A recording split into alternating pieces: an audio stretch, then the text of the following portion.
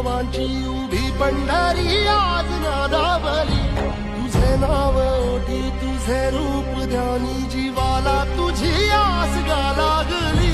जरी बाप साऱ्या जगाचा परी तू आम्हाला